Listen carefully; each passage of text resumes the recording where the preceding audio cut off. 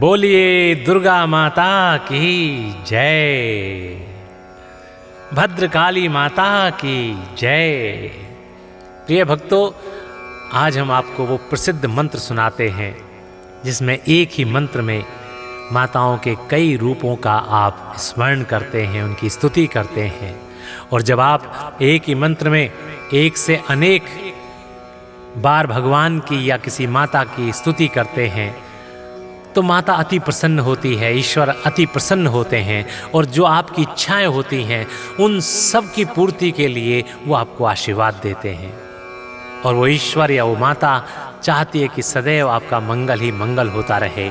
तो आइए हम एक बहुत ही प्रसिद्ध मंत्र आपको सुनाते हैं जिसके लगातार प्रतिदिन 11 बार श्रवण करने मात्र से आपके सभी प्रकार के कष्टों का निवारण संभव है। भक्तों, जयन्ती मंगला काली भद्रकाली कपालिनी दुर्गा क्षमा शिवा धात्री स्वाहा स्वधा नमस्तुते।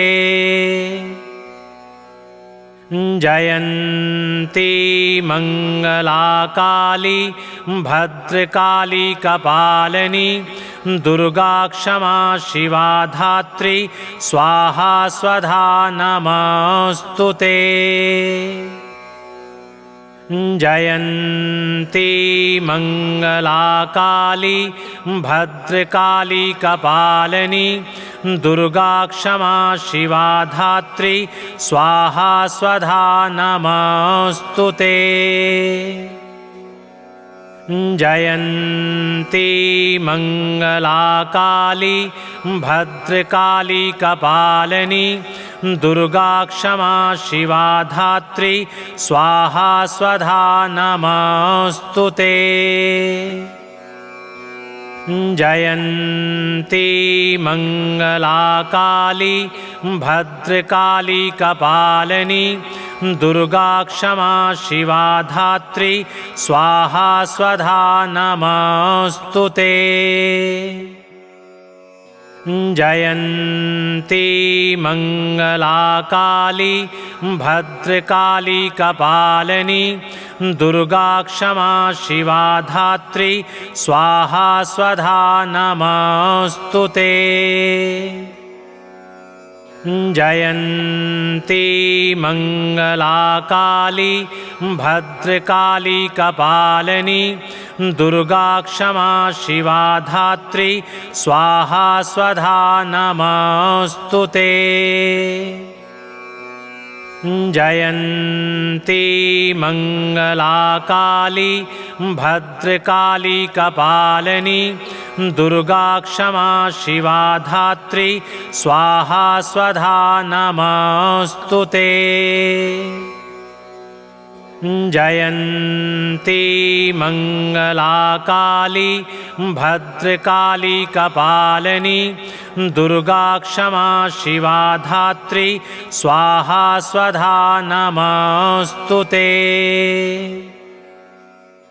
जयन्ती मंगला काली भद्रकाली कपालिनी दुर्गा क्षमा शिवा धात्री स्वाहा स्वधा नमस्तुते।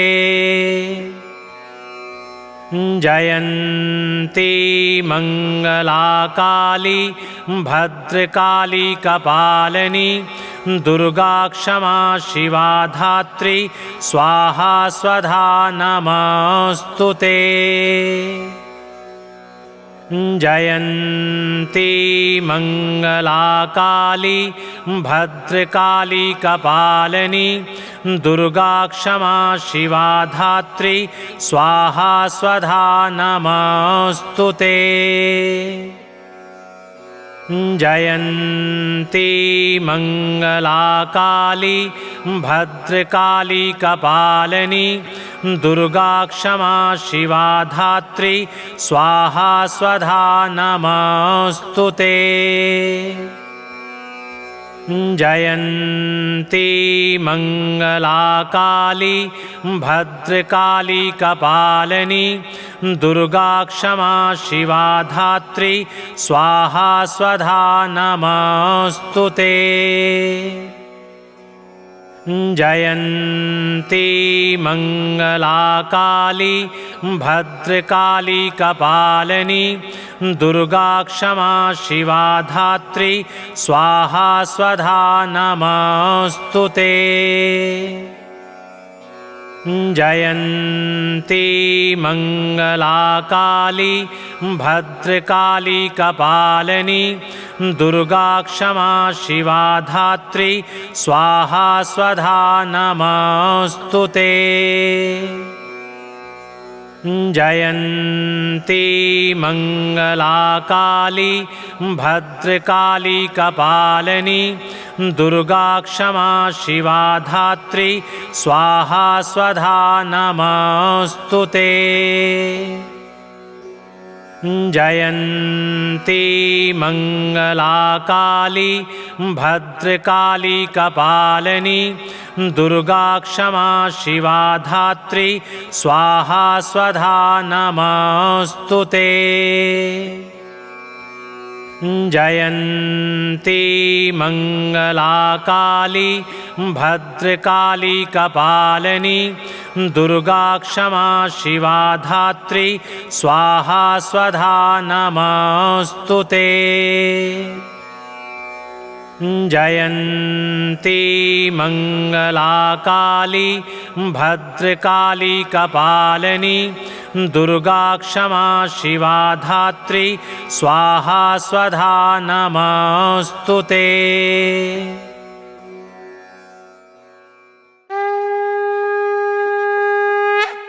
बोलिए दुर्गा माता की जय। भद्रकाली माता की जय। प्रिय भक्तों, आज हम आपको वो प्रसिद्ध मंत्र सुनाते हैं जिसमें एक ही मंत्र में माताओं के कई रूपों का आप स्मरण करते हैं, उनकी स्तुति करते हैं। और जब आप एक ही मंत्र में एक से अनेक बार भगवान की या किसी माता की स्तुति करते हैं तो माता अति प्रसन्न होती है, ईश्वर अति प्रसन्न होते हैं और जो आपकी इच्छाएं होती हैं उन सब की पूर्ति के लिए वो आपको आशीर्वाद देते हैं। और वो ईश्वर या वो माता चाहती है कि सदैव आपका मंगल ही मंगल होता रहे। तो आइए हम एक बहुत ही प्रसिद्ध मंत्र आपको सुनाते हैं जिसके लगातार प्रतिदिन 11 बार श्रवण करने मात्र से आपके सभी प्रकार के कष्टों का निवारण संभव है। भक्तों, जयन्ती मङ्गलाकाली भद्रकाली कपालिनी दुर्गा क्षमा शिवा धात्री स्वाहा स्वधा नमस्तुते। जयन्ती मङ्गलाकाली भद्रकाली कपालिनी दुर्गा क्षमा शिवा धात्री स्वाहा स्वधा नमस्तुते। जयन्ती मङ्गलाकाली भद्रकाली कपालिनी दुर्गा क्षमा शिवा धात्री स्वाहा स्वधा नमस्तुते। जयन्ती मङ्गलाकाली भद्रकाली कपालिनी दुर्गा क्षमा शिवा धात्री स्वाहा स्वधा नमस्तुते। जयन्ती मङ्गलाकाली भद्रकाली कपालिनी दुर्गा क्षमा शिवा धात्री स्वाहा स्वधा नमस्तुते। जयन्ती मङ्गलाकाली भद्रकाली कपालिनी दुर्गा क्षमा शिवा धात्री स्वाहा स्वधा नमस्तुते। जयन्ती मंगला काली भद्रकाली कपालिनी दुर्गा क्षमा शिवा धात्री स्वाहा स्वधा नमस्तुते। जयन्ती मंगला काली भद्रकाली कपालिनी दुर्गा क्षमा शिवा धात्री स्वाहा स्वधा नमस्तुते। जयन्ती मंगला काली भद्रकाली कपालिनी दुर्गा क्षमा शिवा धात्री स्वाहा स्वधा नमस्तुते। जयन्ती मंगला काली भद्रकाली कपालिनी दुर्गा क्षमा शिवा धात्री स्वाहा स्वधा नमस्तुते।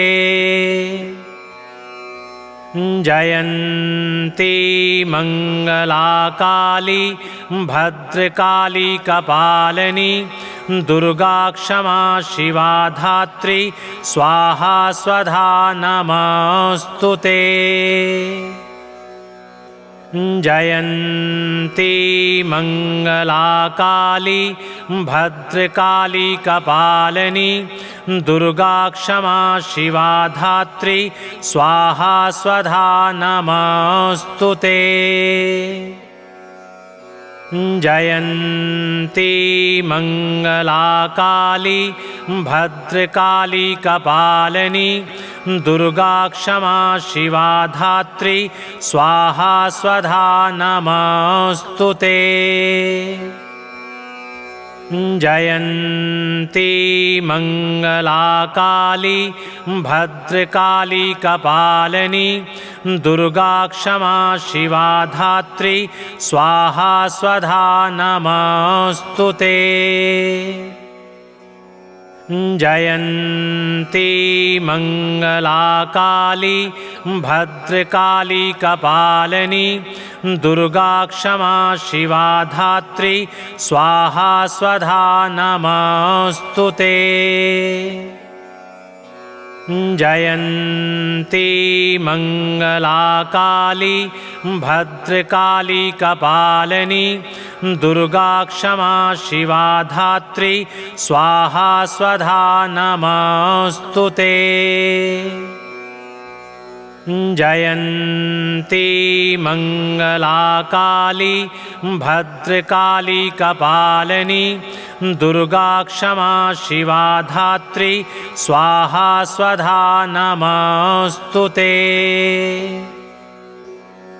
जयन्ती मंगला काली भद्रकाली कपालिनी दुर्गा क्षमा शिवा धात्री स्वाहा स्वधा नमस्तुते।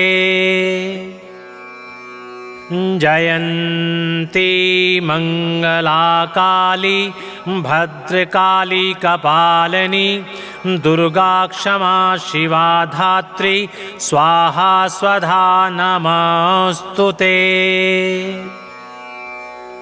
जयन्ती मंगला काली भद्रकाली कपालिनी दुर्गा क्षमा शिवा धात्री स्वाहा स्वधा नमस्तुते।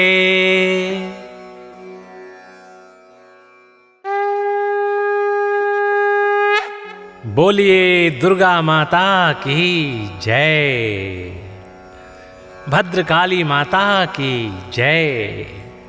प्रिय भक्तों, आज हम आपको वो प्रसिद्ध मंत्र सुनाते हैं जिसमें एक ही मंत्र में माताओं के कई रूपों का आप स्मरण करते हैं, उनकी स्तुति करते हैं। और जब आप एक ही मंत्र में एक से अनेक बार भगवान की या किसी माता की स्तुति करते हैं तो माता अति प्रसन्न होती है, ईश्वर अति प्रसन्न होते हैं और जो आपकी इच्छाएं होती हैं उन सब की पूर्ति के लिए वो आपको आशीर्वाद देते हैं। और वो ईश्वर या वो माता चाहती है कि सदैव आपका मंगल ही मंगल होता रहे। तो आइए हम एक बहुत ही प्रसिद्ध मंत्र आपको सुनाते हैं, जिसके लगातार प्रतिदिन 11 बार श्रवण करने मात्र से आपके सभी प्रकार के कष्टों का निवारण संभव है भक्तों। जयन्ती मंगला काली भद्रकाली कपालिनी दुर्गा क्षमा शिवा धात्री स्वाहा स्वधा नमस्तुते। जयन्ती मंगला काली भद्रकाली कपालिनी दुर्गा क्षमा शिवा धात्री स्वाहा स्वधा नमस्तुते। जयन्ती मंगला काली भद्रकाली कपालिनी दुर्गा क्षमा शिवा धात्री स्वाहा स्वधा नमस्तुते। जयन्ती मंगला काली भद्रकाली कपालिनी दुर्गा क्षमा शिवा धात्री स्वाहा स्वधा नमस्तुते। जयन्ती मंगला काली भद्रकाली कपालिनी दुर्गा क्षमा शिवा धात्री स्वाहा स्वधा नमस्तुते। जयन्ती मंगला काली भद्रकाली कपालिनी दुर्गा क्षमा शिवा धात्री स्वाहा स्वधा नमस्तुते। जयन्ती मंगला काली भद्रकाली कपालिनी दुर्गा क्षमा शिवा धात्री स्वाहा स्वधा नमस्तुते। जयन्ती मंगला काली भद्रकाली कपालिनी दुर्गा क्षमा शिवा धात्री स्वाहा स्वधा नमस्तुते। जयन्ती मंगला काली भद्रकाली कपालिनी दुर्गा क्षमा शिवा धात्री स्वाहा स्वधा नमस्तुते। जयन्ती मंगला काली भद्रकाली कपालिनी दुर्गा क्षमा शिवा धात्री स्वाहा स्वधा नमस्तुते। जयन्ती मंगला काली भद्रकाली कपालिनी दुर्गा क्षमा शिवा धात्री स्वाहा स्वधा नमस्तुते। जयन्ती मंगला काली भद्रकाली कपालिनी दुर्गा क्षमा शिवा धात्री स्वाहा स्वधा नमस्तुते। जयन्ती मंगला काली भद्रकाली कपालिनी दुर्गा क्षमा शिवा धात्री स्वाहा स्वधा नमस्तुते। जयन्ती मंगला काली भद्रकाली कपालिनी दुर्गा क्षमा शिवा धात्री स्वाहा स्वधा नमस्तुते।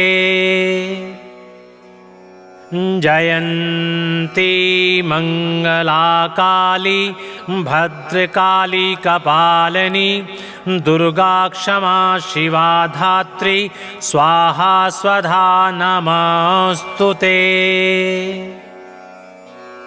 जयन्ती मंगला काली भद्रकाली कपालिनी दुर्गा क्षमा शिवा धात्री स्वाहा स्वधा नमस्तुते। जयन्ती मङ्गलाकाली भद्रकाली कपालिनी दुर्गा क्षमा शिवा धात्री स्वाहा स्वधा नमस्तुते। जयन्ती मङ्गलाकाली भद्रकाली कपालिनी दुर्गा क्षमा शिवा धात्री स्वाहा स्वधा नमस्तुते। जयन्ती मङ्गलाकाली भद्रकाली कपालिनी दुर्गा क्षमा शिवा धात्री स्वाहा स्वधा नमस्तुते। जयन्ती मङ्गलाकाली भद्रकाली कपालिनी दुर्गा क्षमा शिवा धात्री स्वाहा स्वधा नमस्तुते।